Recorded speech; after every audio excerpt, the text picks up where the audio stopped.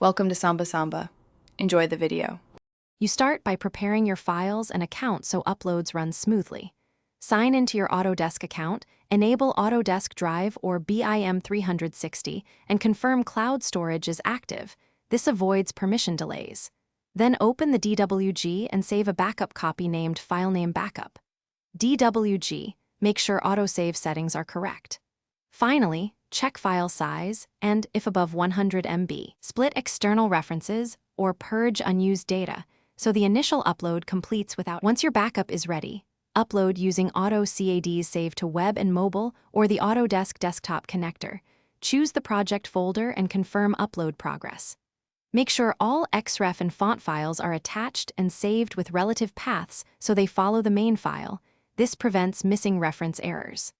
After the upload finishes, set folder permissions, grant edit only to collaborators who need it, and restricted or view only to others, so you control version integrity and collaboration flow. You finish by verifying the cloud-hosted drawing and preparing for handoff. Open the file in AutoCAD Web or the desktop app, check that layers, blocks, and XREF display correctly, and confirm dimensions and scales. This ensures your team sees the intended design.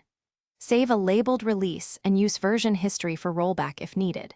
If problems occur, run purge and audit locally to fix corruption, then reupload the corrected DWG. This usually resolves missing data or reference errors.